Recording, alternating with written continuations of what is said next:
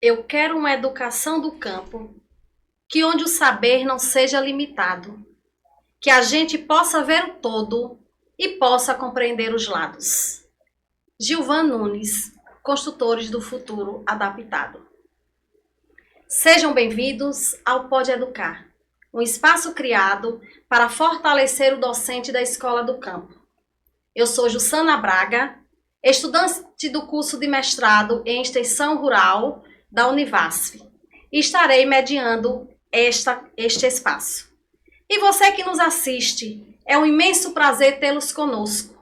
Hoje, teremos convidados especiais que irão contribuir para o fortalecimento da escola com a temática Educação Contextualizada e a interdisciplinariedade na escola no e do campo, com um olhar a partir do currículo. A princípio, apresento os nossos convidados. Josimar Assis Amorim, professor com algumas formações, pedagogo, matemático, historiador, um grande palestrante na área da educação.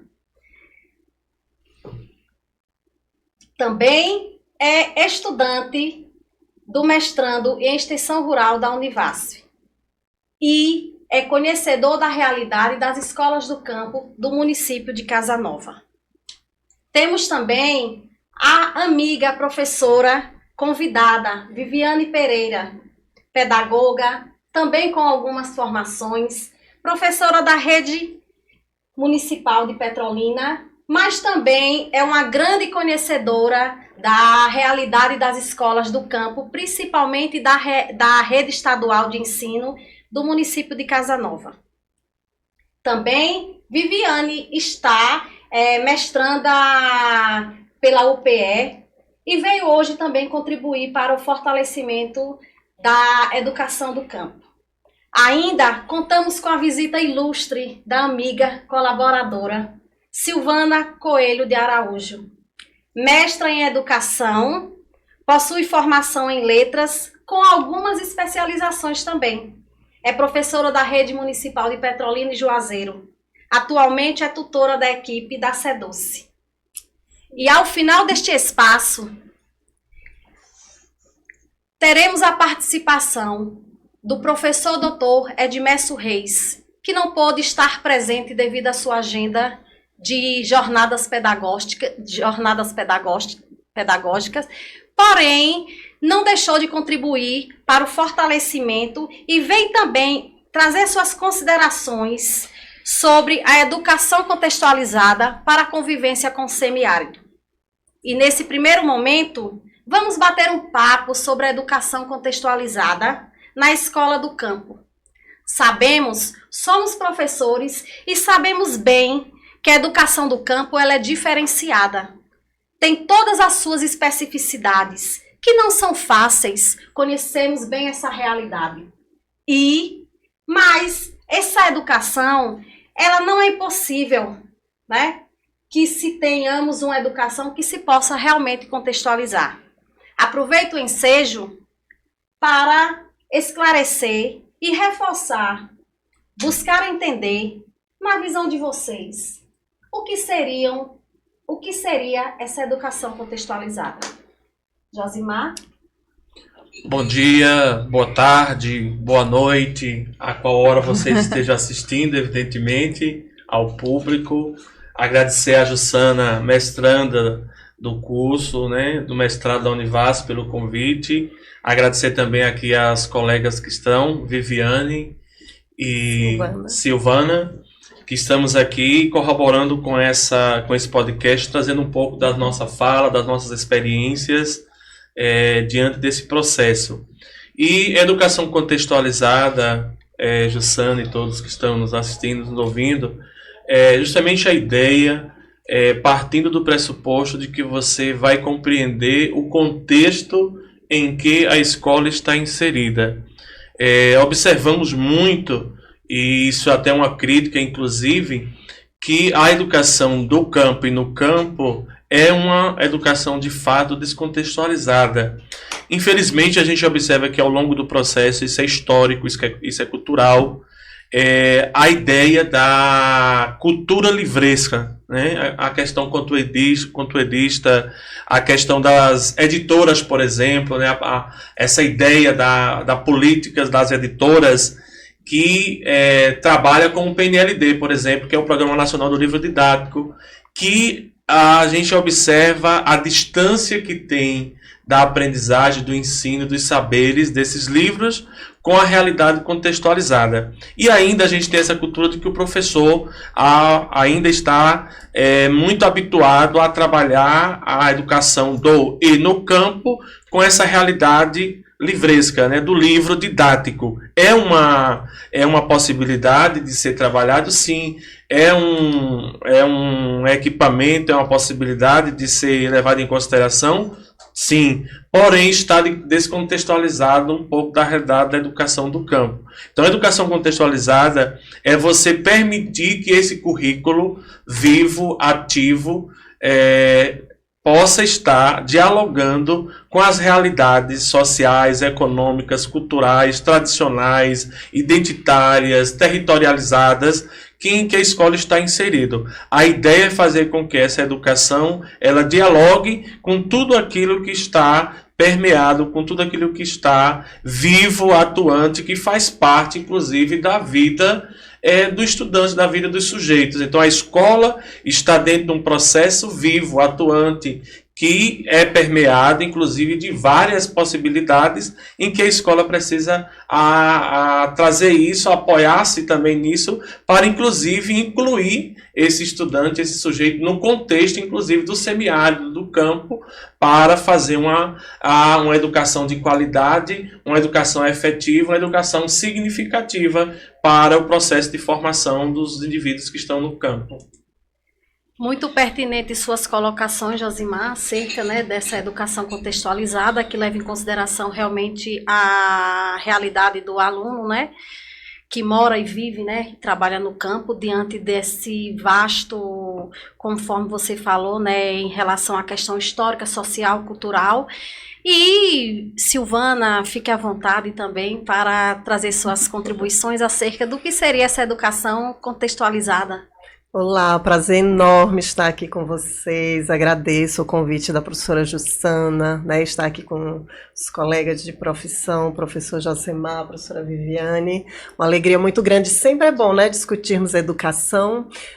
Nossa maior meta como educadores, né, enquanto educadores, tem que ser garantir a aprendizagem dos estudantes. E temos que pensar, assim, nessa educação contextualizada, porque a educação contextualizada nada mais é do que essa proposta metodológica que dá sentido ao processo, tanto de ensino e especialmente o de aprendizagem, né? Uma vez que esse profissional da educação que trabalha dentro de um contexto onde ele valoriza, né, os saberes que esse estudante tem, onde esse estudante ele está inserido, seja na zona rural, seja na zona urbana, né, essas características específicas, elas precisam ser valorizadas, né?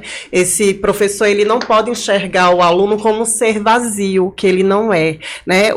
A sua comunidade, ela não pode ser depreciada ou vista como um lugar onde não se tem valor, né? Então, a educação contextualizada é quando se faz um trabalho onde o aluno ele consegue construir sentidos em tudo aquilo que é ensinado. E se não for contextualizado, se torna desinteressante, porque esse aluno ele precisa ser valorizado, a sua comunidade precisa ser valorizada, ele precisa trazer toda a sua bagagem de conhecimento popular, de conhecimento empírico, de conhecimento de mundo, para daí, então, ele conseguir construir o seu conhecimento de mundo, né, o conhecimento secular, que é o objetivo, né, da escola, garantir essa aprendizagem. Então, essa educação, ela é de suma importância. Todos os saberes, culturas, valores, eles precisam ser potencializados dentro desse processo de ensino.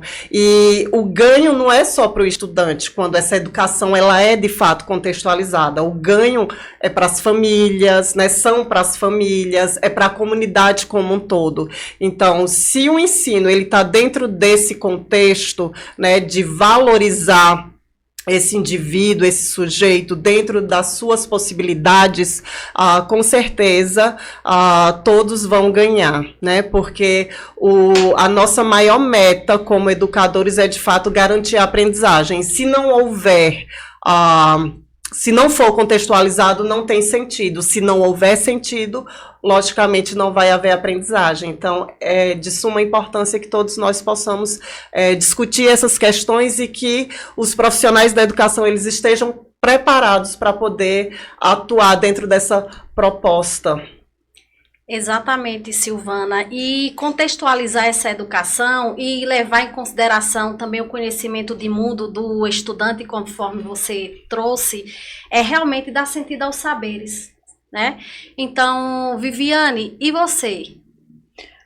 Bom dia a todos que nos acompanham, assim como também ao colega Josemar, Silvana, Jussana, pelo convite. É uma honra estar aqui participando desse momento.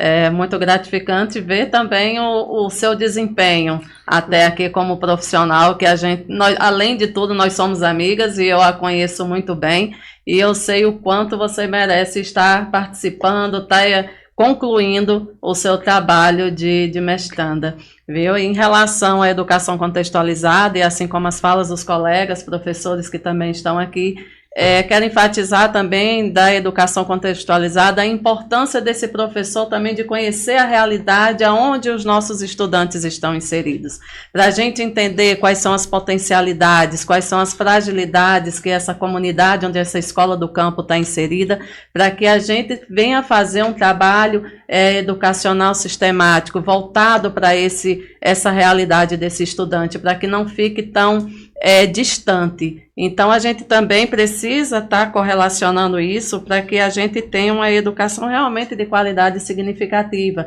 Assim como Silvana também retratou a questão do empírico, né, das experiências desses estudantes. E é uma imensa gratidão quando a gente percebe que eles se sentem inseridos dentro desse sistema de ensino, dessa educação que a gente está fazendo compartilhada, com diálogo, a fim de transformar a realidade sem precisar sair da realidade onde eles estão inseridos, que muitas vezes a gente percebe isso, que muitos professores instigam para que esses estudantes saiam de suas localidades, de sua essência, de sua cultura, e não é necessário. A gente sabe que pode sim trazer essa qualidade, essa transformação, fazer com que eles se sintam pertencentes de onde realmente eles estão inseridos e que possa trazer esse contexto agradável, de aprendizagem significativa, sem necessariamente sair da sua realidade. Então, isso é educação contextualizada. Realmente fazer um enlace entre a educação científica, a educação empírica e fazer com que construímos uma educação realmente significativa para todos.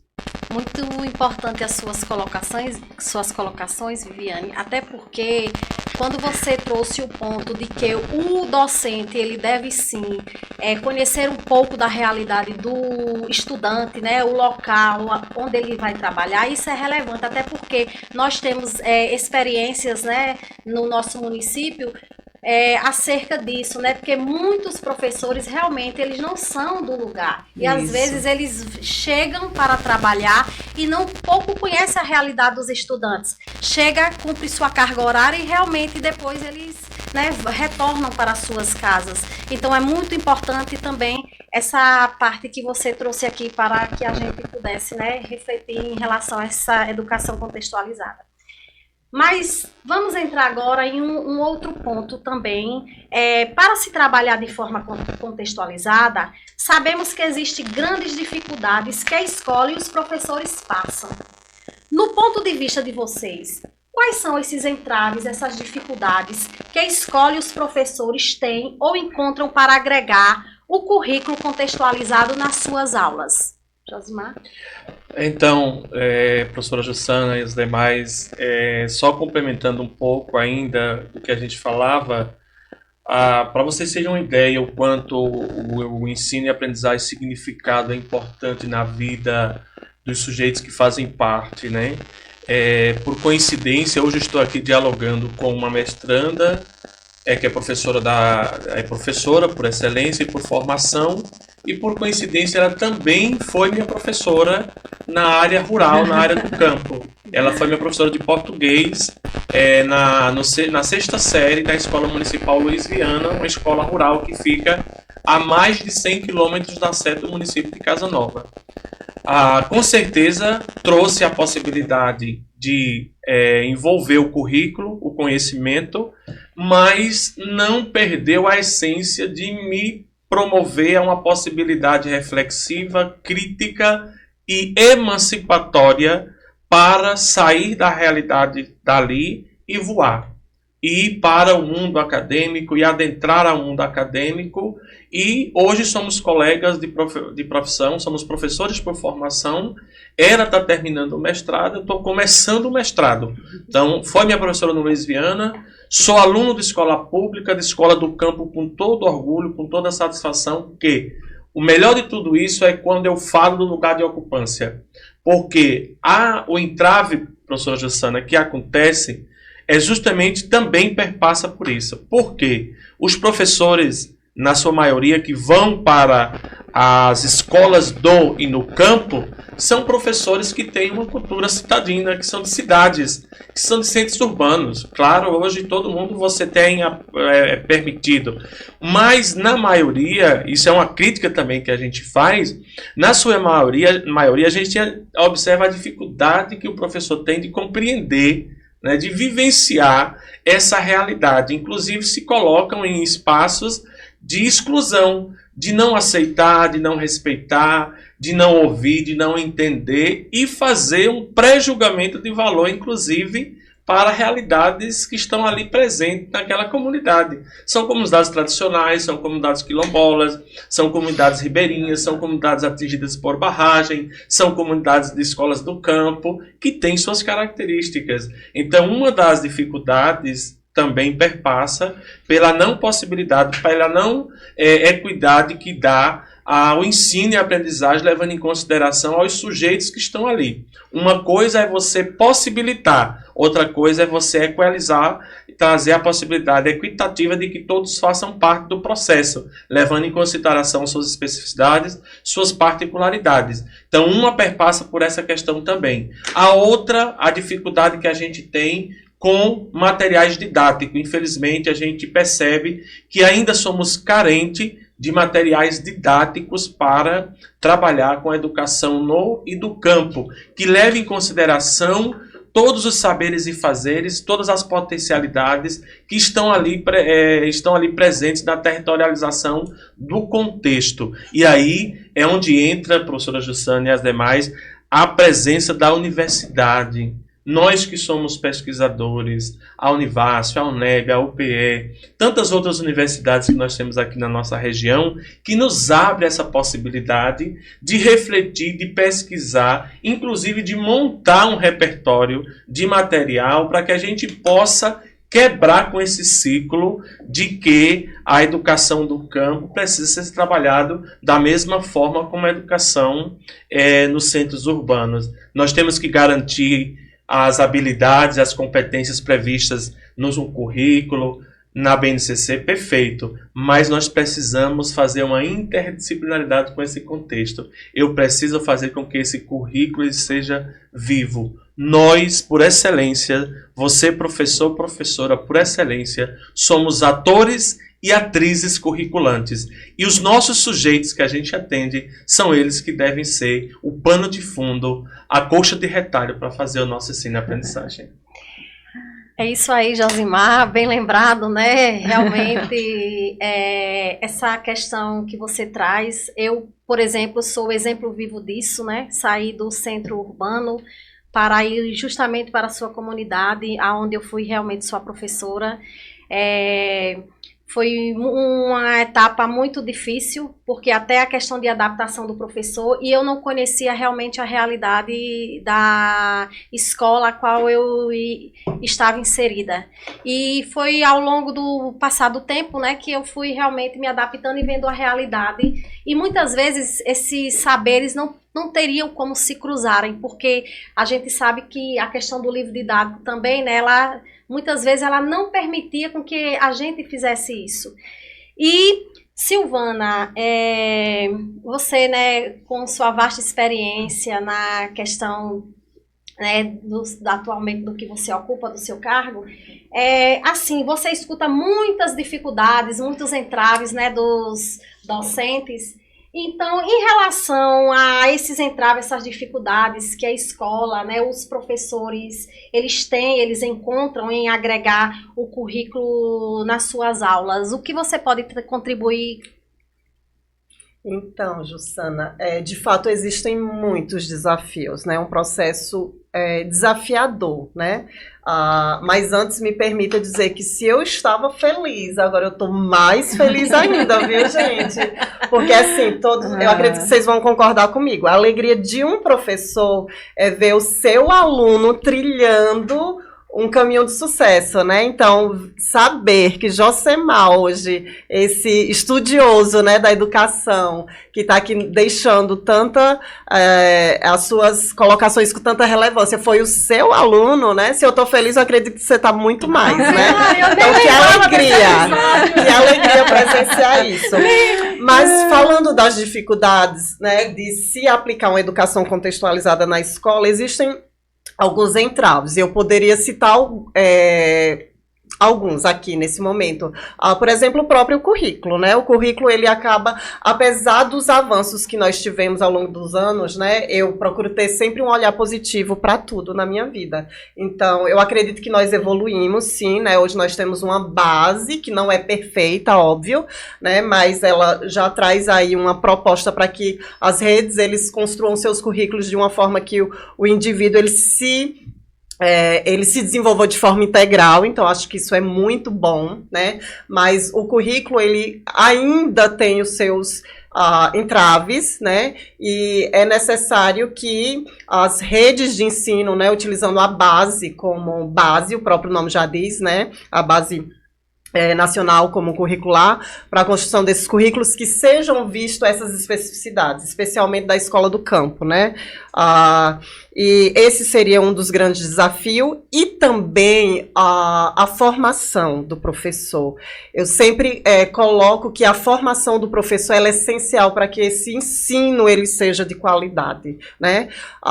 E nós sabemos, né, os estudiosos, Bernadette Gatti é uma grande estudiosa nessa área de formação de professores, e ela coloca muito bem nas suas pesquisas que, infelizmente, os cursos de licenciatura, eles não preparam esse profissional. Como vocês bem colocaram, às vezes o professor que ele é inserido lá na escola do campo é aquele que vem dos centros urbanos e ele não está preparado, né, para lidar com aquela situação e, enfim, quem sai prejudicado nesse percurso todo é o aluno. Então, a formação inicial, ela é um grande trave, né? Infelizmente, nós não temos ainda os cursos de licenciatura que preparem esse professor para ele chegar de forma mais ativa dentro desse processo.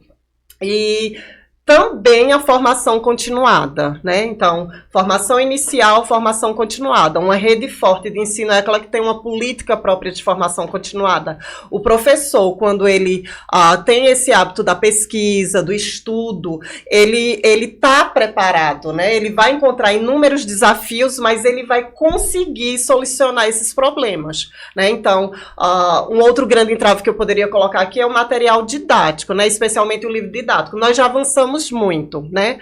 Observem que no percurso histórico, né, houve épocas em que o professor ele não tinha nem acesso a esse livro para poder fazer escolha, para poder analisar, né? Com a criação do PNLD, né, que é o Plano Nacional do Livro Didático, que foi em 95, grandes avanços surgiram, mas a gente sabe que ainda existem muitos problemas. Nós estamos em 2025 e a gente sabe que esse material, infelizmente, ele ainda não é contextualizado. Nós não vamos encontrar um material na sua totalidade perfeito. E é por isso que esse professor ele precisa estar preparado, porque um professor, se ele tem esse processo formativo continuado, se ele tem um hábito da pesquisa, do estudo, você pode dar para ele um material que não é contextualizado, eu digo que ele pode fazer um milagre, não é verdade? Sim.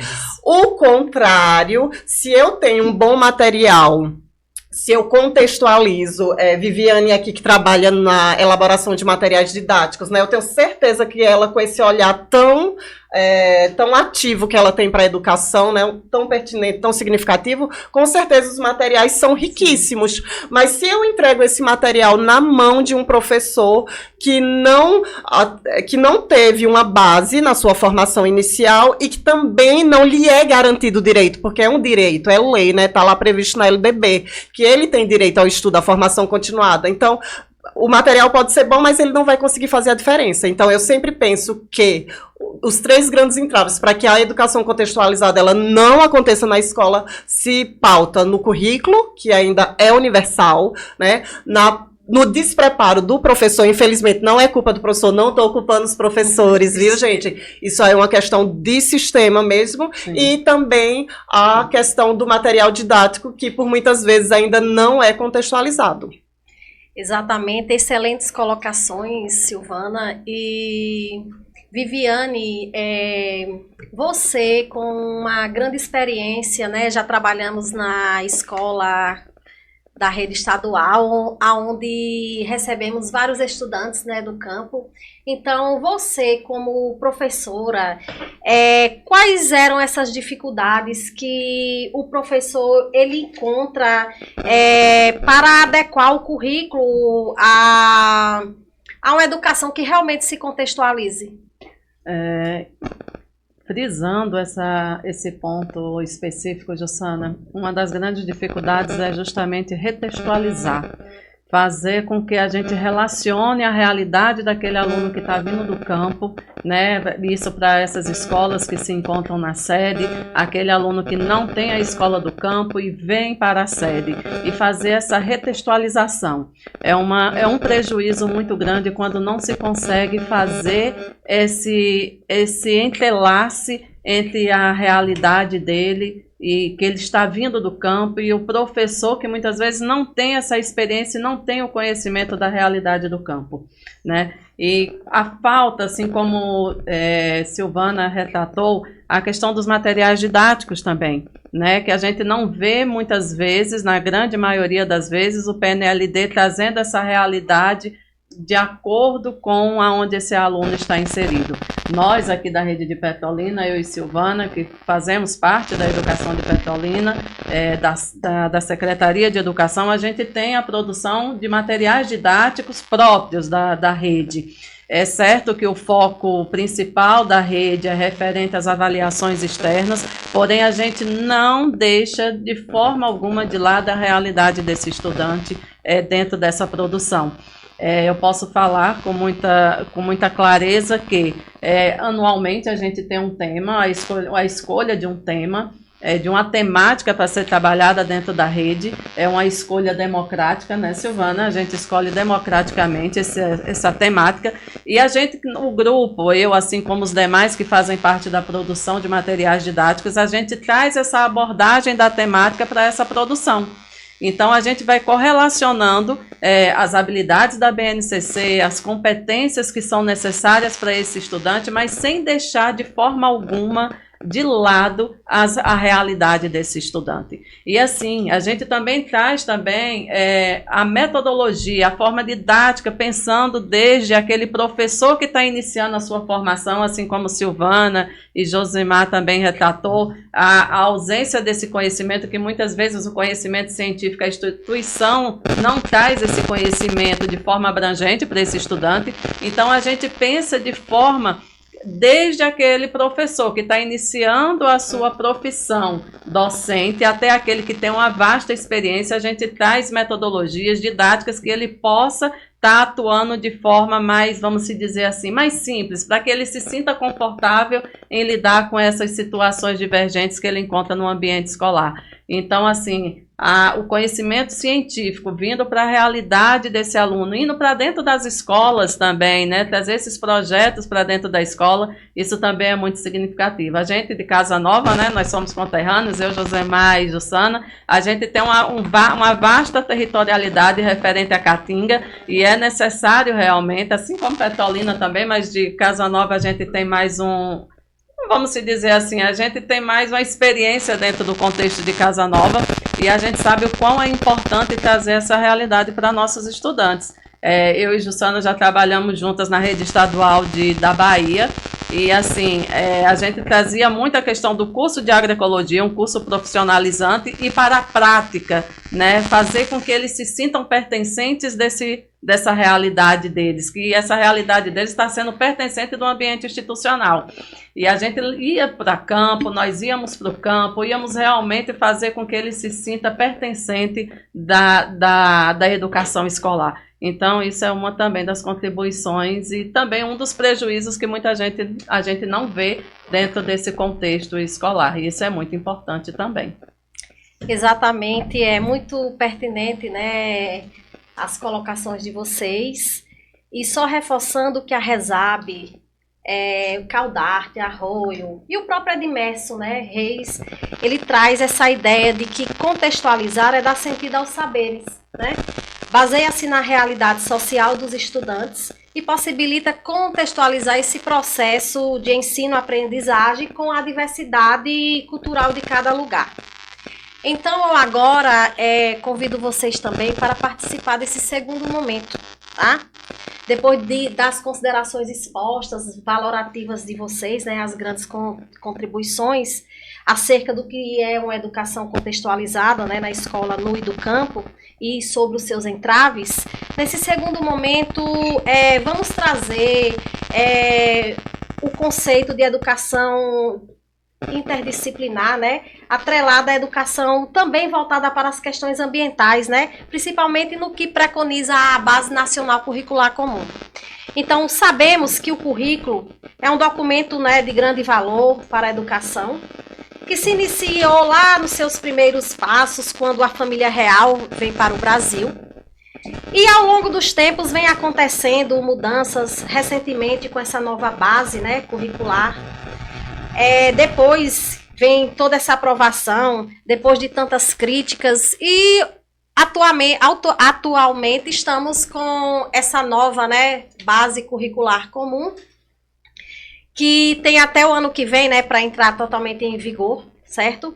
Então, de acordo também com a Lei 9.795, né, que ela institui a Política Nacional de Educação Ambiental, e lá no seu artigo 2º e 3º, levando em consideração tudo isso, né, a BNCC e as próprias leis educacionais que nós temos, as legislações, eu pergunto a vocês, né, pode ser começar por Silvana, né, o que a BNCC fala sobre a questão da educação ambiental?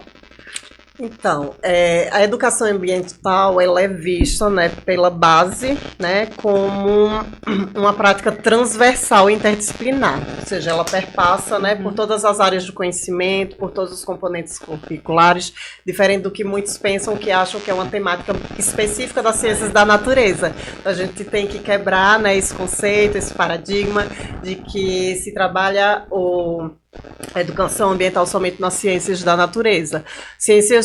Educação ambiental, ela precisa ser trabalhada em todas as áreas de conhecimento, de forma interdisciplinar. Eu, por exemplo, sou professora de língua portuguesa, né? Sou formada em letras português e inglês, e isso não me dá o direito de não trabalhar a educação ambiental, né? A própria base, o currículo, né?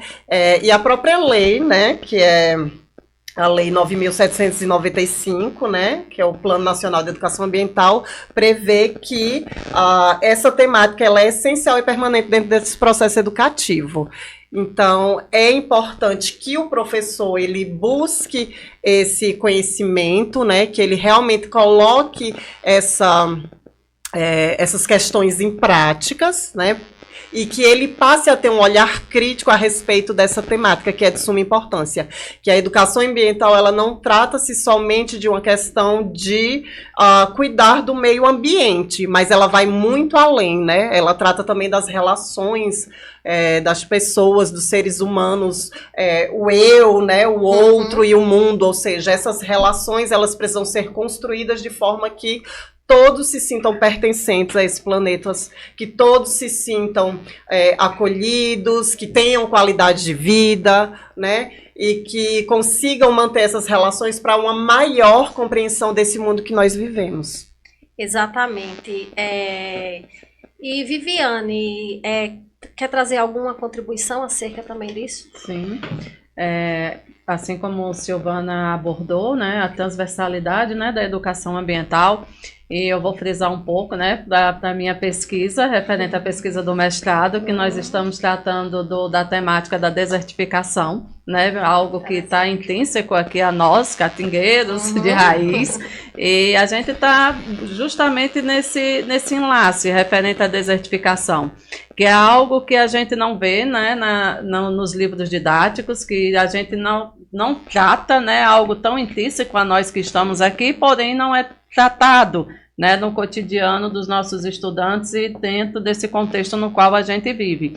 Então, a BNCC ela traz o conceito realmente referente à transversalidade, que não seja tratada apenas de um componente curricular, ou dois ou três, como a interdisciplinaridade, mas que seja abordado entre todos esses componentes, né?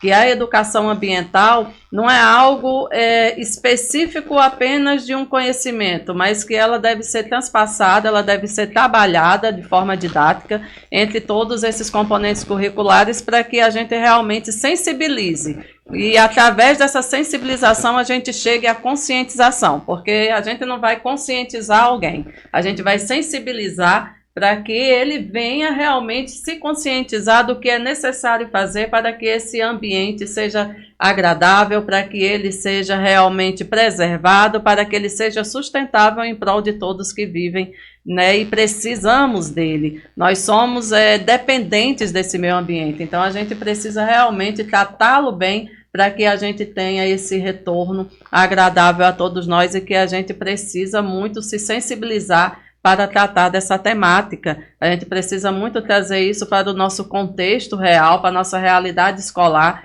porque a gente vê as reações que a natureza está tendo em prol do que a gente tem feito contra ela. Então, a gente precisa muito sensibilizar os nossos estudantes, a nossa sociedade de modo geral, trazer realmente essa legislação do PNEA, né, que Silvana abordou nesse momento, para que a gente faça dela realmente uma prática e a gente tenha esse convívio ambiental sustentável. É isso aí. Josimar, algo a considerar? Só para complementar, quando Silvana trazia, e também Viviane, eu lembro, já li, inclusive recomendo, uma encíclica do Papa Francisco, né, Laudato Si, que ele traz essa questão da casa comum. E ele chama o mundo todo, a todos nós, a refletir sobre essa questão ambiental, relacionada com os seres, aqueles que habitam, aqueles que vivem, aqueles que moram nesse planeta, e que nós precisamos cuidar dessa casa comum, porque a casa comum ela está gemendo em dores de parto, a terra está gemendo com dores de parto, e nós precisamos cuidar, porque senão não há possibilidade de vida futura.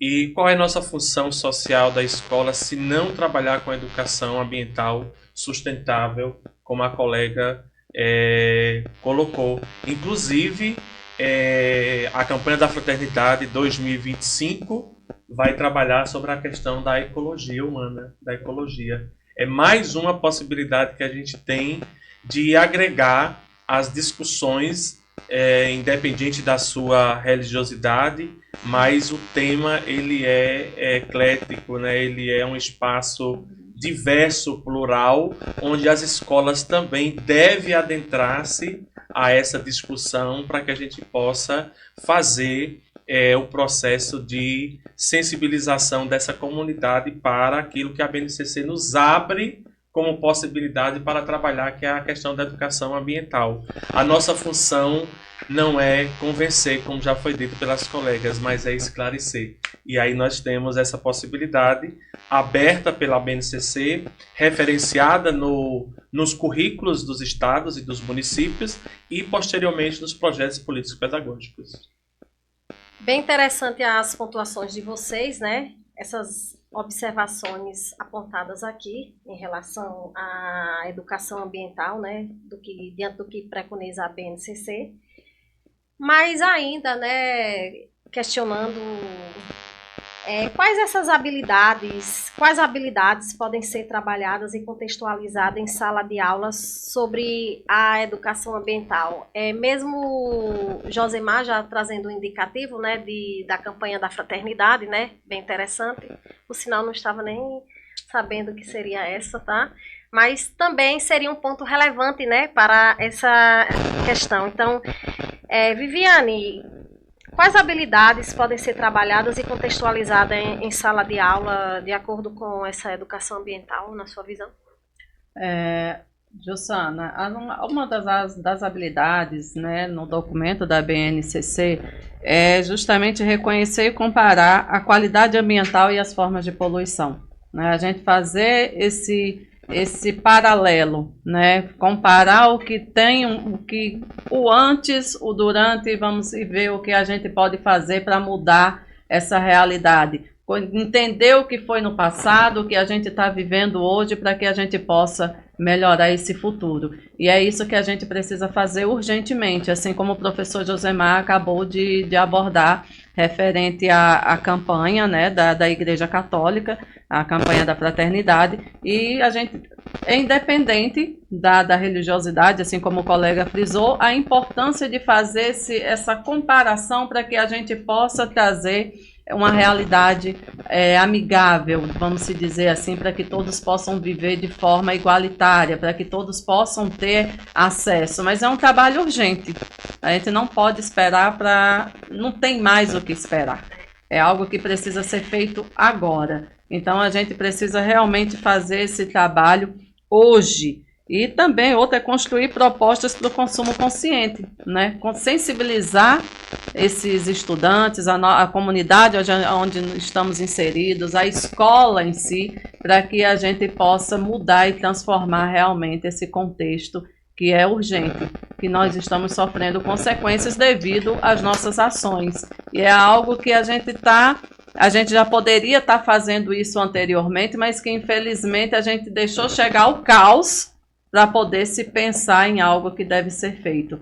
Então, isso é necessário para que a gente venha ter uma educação ambiental qualitária, né, para todos. Ok. Silvana, algo? Então, como já foi bem colocado aqui por todos, né, que essa temática ela perpassa por todas as áreas de conhecimento, que ela tem que ser trabalhada de forma transversal, interdisciplinar. E é importante que haja, assim, essa prática, né, independente. A BNCC, ela indica, né, que o estudante ele tem que desenvolver habilidades e competências em várias dimensões, né, na sua integralidade, seja ela física, social, cultural, enfim. E pensar na educação ambiental é pensar nesse sujeito completo, né? Inclusive, pautado também nas habilidades socioemocionais, porque não tem como eu cuidar dessa casa maior, como foi colocado aqui, se eu não cuido de mim, né? Então, eu penso que é muito dentro dessa perspectiva mesmo do eu, o outro e o mundo, né? Então, o alicerce aí dentro dessa proposta, né, ao meu ver, seria o cuidar de si, né, para eu estar preparada para cuidar do outro, dos meus pares, e juntos nós vamos cuidar desse mundo, que é a nossa casa. Então, a BNCC, ela traz essa proposta, né, de desenvolvimento de habilidades e competências dentro de várias dimensões, né, desse sujeito integral, e é importante, né, que se tenha conhecimento desse currículo, né, dessa base, no caso, né, do currículo de cada rede onde o professor está inserido, caso já exista esse currículo, e fazer realmente esse trabalho que é orientado, né, de uma forma que esse sujeito, né, esse estudante, ele se desenvolva integralmente, e se ele se desenvolve integralmente, só quem ganha é o mundo, é o meio ambiente, é o mundo como um todo.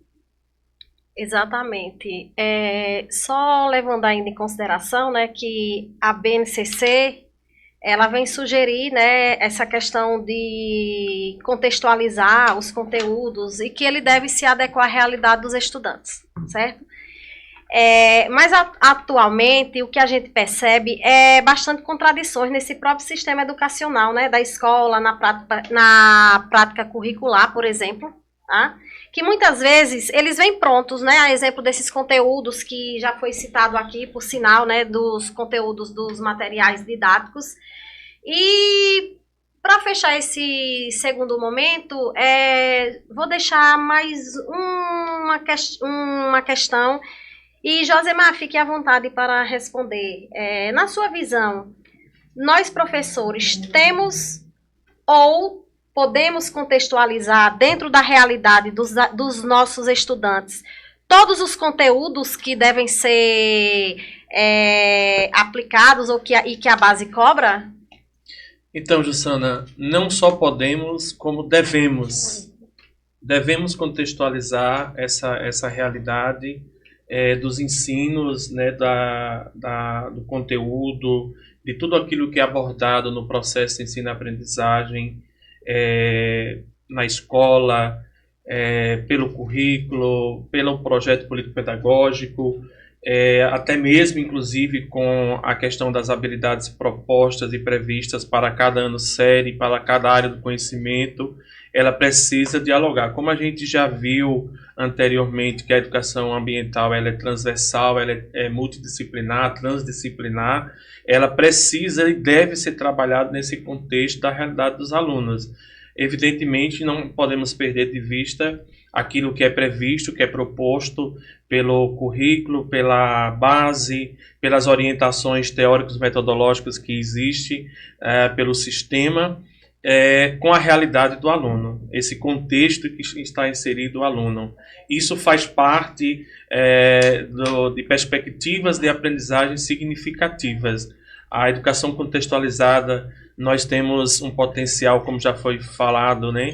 A questão do bioma caatinga, da fauna, da flora, nós temos enfim, os animais, nós temos a terra, nós temos o meio ambiente, a ecologia, tudo isso que está envolvido dentro da agroecologia, inclusive, uma forma de sobrevivência, a questão da agricultura familiar também, que é uma outra possibilidade que nós devemos discutir, trazer para a política de educação contextualizada, levando em consideração essas potencialidades para que o nosso estudante, as nossas famílias, inclusive, saiam da linha de pobreza. A gente vê aí que os nossos estudantes estão inseridos num contexto aí social, econômico, de pobre, né, da linha da pobreza. E a escola, com esse currículo, precisa ser emancipador.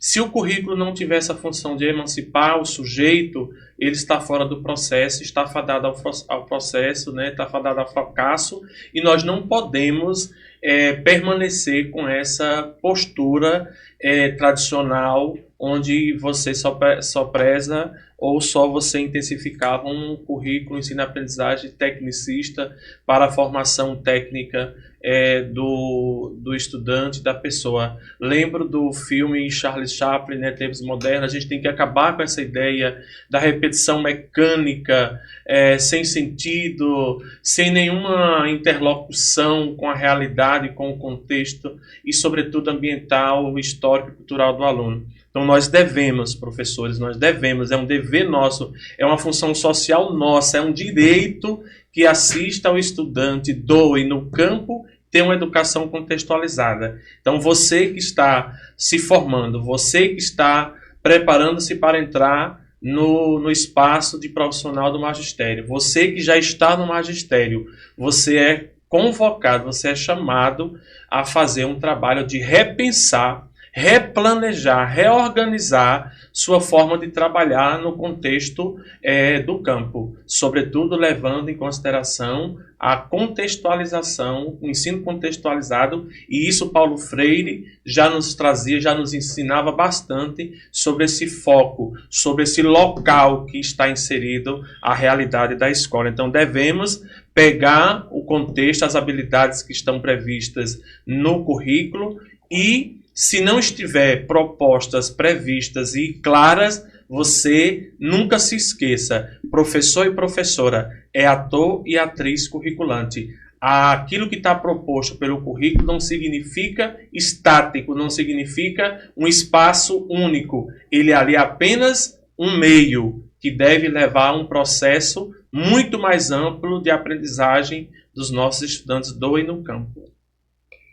Exatamente, né? Excelentes considerações. Viviane, você também quer trazer alguma coisa para que se trabalhe com essa educação contextualizada de forma disciplinar? Jussana, nós temos documentos, né, assim como os parâmetros curriculares da educação ambiental, que nós temos ele desde 1997, e que quantos anos já passaram e a gente tem um documento e que se não se vê esse documento ser trabalhado na prática, infelizmente. Tivemos também a conferência, né, das Nações Unidas lá em 92 no Rio, 20 e tantos anos, né, minha gente? Quem é de matemática aí vai saber fazer as contas melhor do que eu, mas são 20 e poucos anos que a gente vem nessa luta, né, para poder trazer ênfase referente à educação ambiental, de modo particular em nosso Brasil e no mundo, né, assim como Silvana falou, tem que ser do eu, partir de mim, ter uma ética, né, ter os cuidados com esse meio, como é que eu vou exigir, falar para o outro, dar o exemplo, né, para o outro fazer se eu mesmo não faço, né, não tenho esses cuidados. Então é essencial que parta de mim e posteriormente eu vou ser um exemplo para que os outros venham a realizar. Assim como também no contexto da educação escolar. Nós temos documentos que a gente não conhece, né? Muitos docentes não conhecem e que a gente precisa ter o conhecimento dele para trazer dele a prática, para ser fundamentado, né? Trazer essas experiências, trazer esse contexto para a sala de aula, para a escola, para a comunidade onde ela está inserida. Então, é essencial, né? Trazer esse conhecimento para todos, contextualizar, né? Trazer com que é uma dinâmica para que todos tenham esse acesso, fazer a prática da educação ambiental na comunidade, conhecer essa comunidade, para que a gente venha realmente trazer esse enlace para o contexto e fazer com que isso saia do papel, que é muito bom estar no papel, mas a gente precisa realmente trazer para a prática para que a gente venha perceber esse eu e dentro desse mundo, porque fazer com que esse planeta melhore urgentemente. Exatamente. Silvana? Perfeita colocação, né? Colocações, né, dos dois colegas. Gostei muito dessa convocação aí que o Josemar fez para os docentes, gente. E eu ainda acrescento mais, não só para os que estão chegando, né, mas para aqueles que já estão há anos. Exato. E talvez não repensaram ainda a sua prática, né? Então, é importante que se tenha esse olhar crítico, sim, sobre o currículo. O currículo não é para bater de ponta virada, né? Que se encerra ali, tem que ser cumprido ali, tem que ter esse olhar crítico, sim. O professor, ele precisa, né, revisitar os seus conceitos, as suas práticas, porque nós precisamos, sim, garantir essa educação contextualizada, essa educação que faça sentido, né? E eu volto novamente, né, a tocar no mesmo assunto em relação a formação desse professor. As redes de ensino, elas precisam ter política própria de formação, né, para dar continuidade a essa formação inicial que às vezes deixou muitas lacunas. Então é necessário que esse professor ele esteja aí discutindo, estudando, pesquisando, para que de fato ele consiga ter esse olhar crítico sobre o currículo, para que ele consiga de fato fazer um trabalho diferenciado, garantir o que todos nós, como educadores, precisamos garantir, enquanto educadores precisamos garantir, que é a aprendizagem do nosso estudante. Então, mais uma vez, eu bato nessa tecla, né? O professor sozinho, por si só, ele não vai conseguir fazer muita coisa. E não se assustem, professores, né? Vocês não estão sozinhos, né? Vocês não estão sozinhos.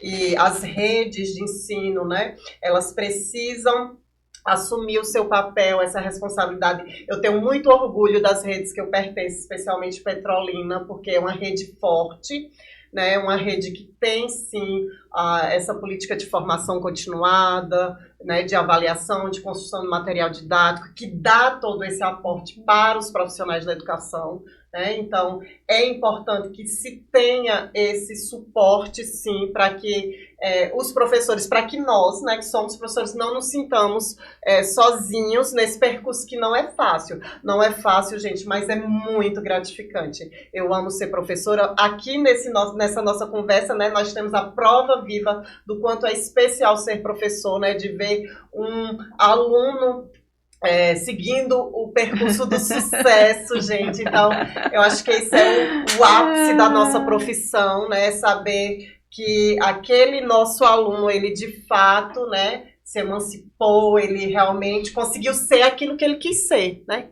E é isso que a gente tem que fazer. É isso que nós temos que garantir através dessa educação contextualizada, através desse respeito que a gente precisa ter às particularidades, né, de cada indivíduo onde ele está inserido, especialmente no campo, né, especialmente no campo.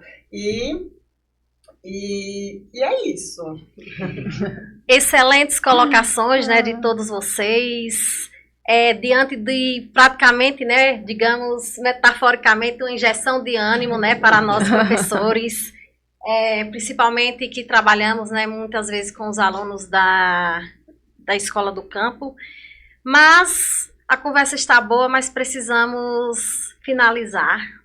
De antemão, agradeço novamente a colaboração de todos vocês.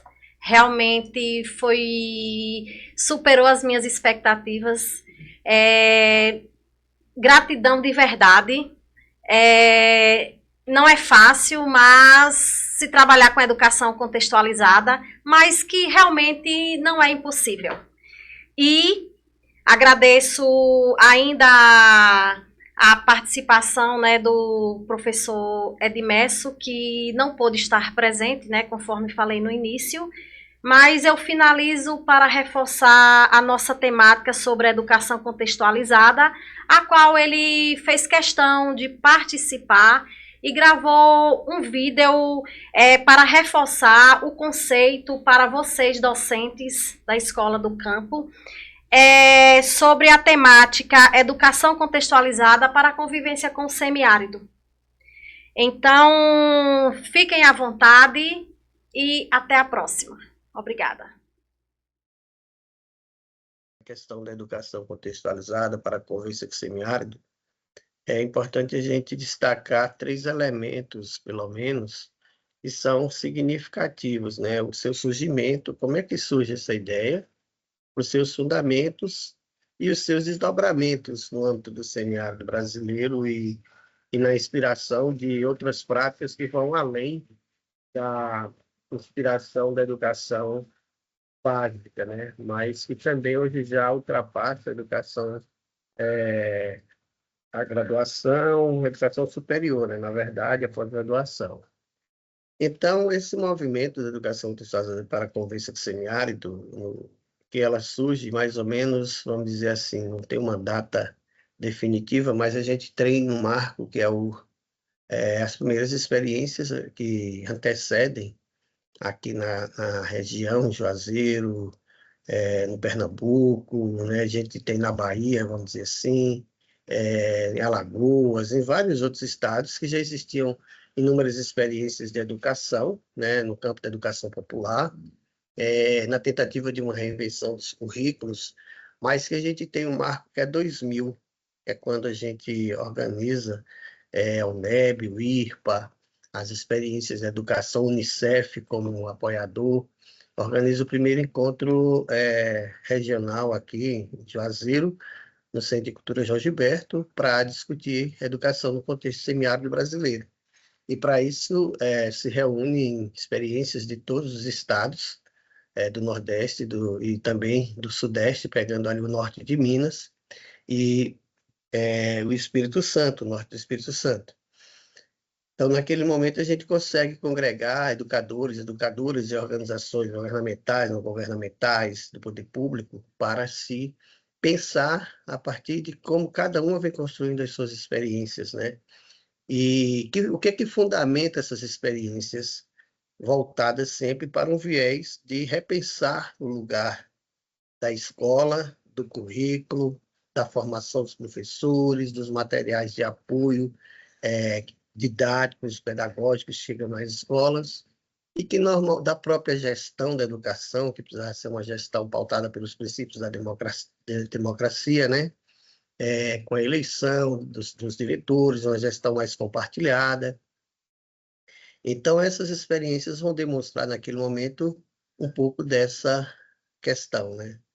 Então, o surgimento nesse período, 2000, nesse grande seminário, daí se constrói os princípios e se cria uma rede, que é a Rede de Educação do Semiárido Brasileiro, que vai ser a protagonista desse movimento em todo o semiárido para se pensar políticas públicas voltadas especificamente para compreender o semiárido.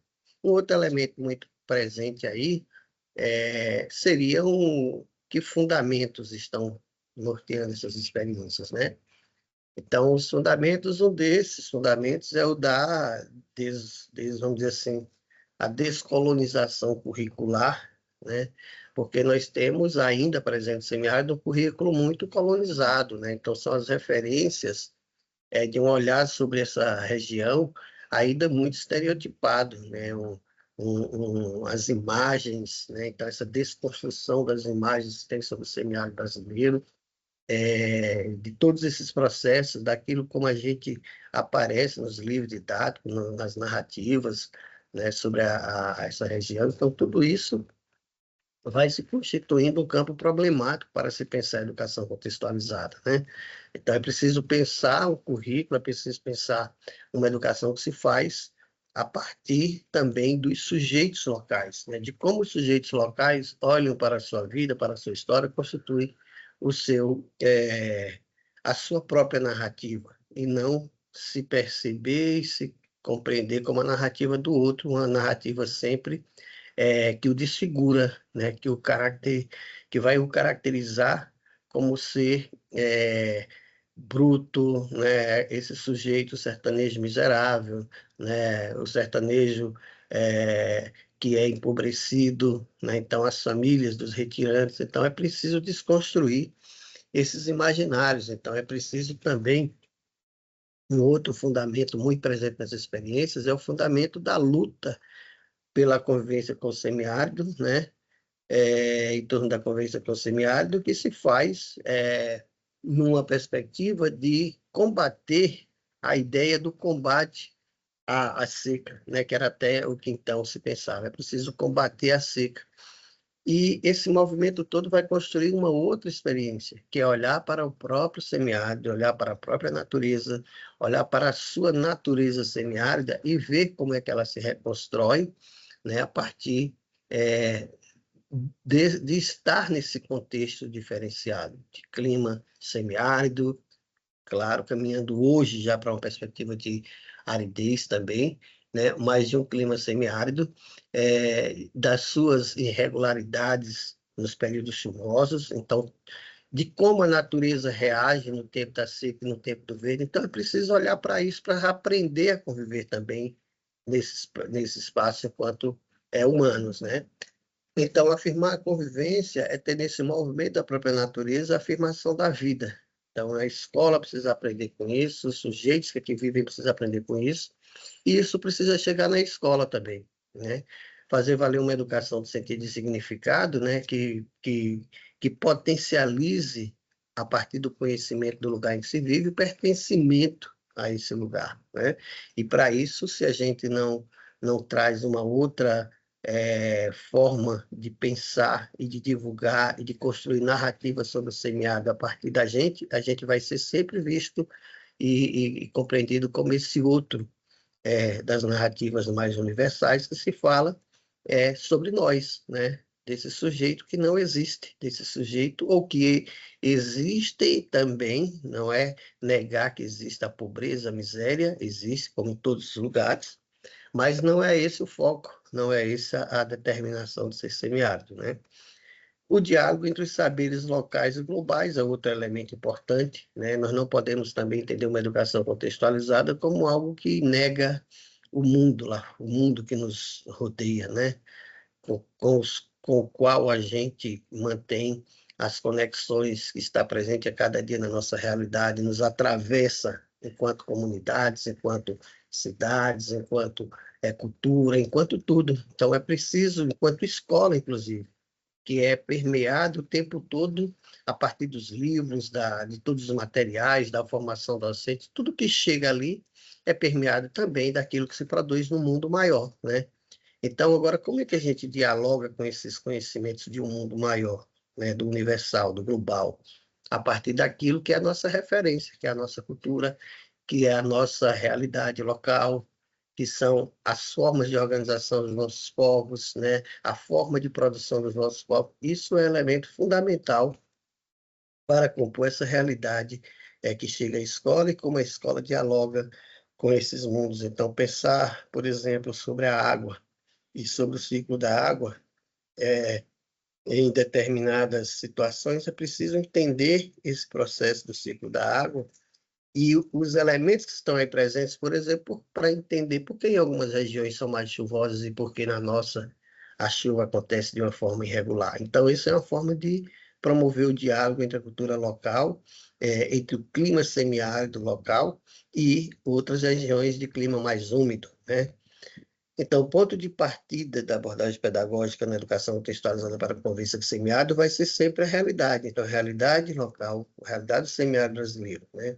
Então, compreender esses processos e transformar as contradições, ou seja, compreender também as contradições que existem na nossa sociedade, né? Seja no semiárido, seja brasileiro, seja no próprio Brasil, seja no mundo, as contradições que promovem, inclusive, as misérias, né, que tanto se fala, né? A guerra, né? As contradições que promovem alguém passar fome e se perder alimentos. Então, compreender essas contradições e entendê-las também a partir do semiárido brasileiro, porque é tão difícil se produzir sem acesso à terra, porque é tão difícil produzir quando alguns têm acesso à água e outros não a possuem, mesmo estando do lado das grandes áreas irrigadas. Essas contradições precisam ser desmistificadas, desvencilhadas e tratadas na escola também. Então, como é que a gente compreende essa relação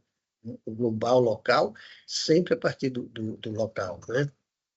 Quando eu penso a determinada temática de uma determinada disciplina, a gente pensa a partir também do local. Como é que isso se faz no contexto semiárido brasileiro? Então, esse é o desafio de pensar a educação contextualizada.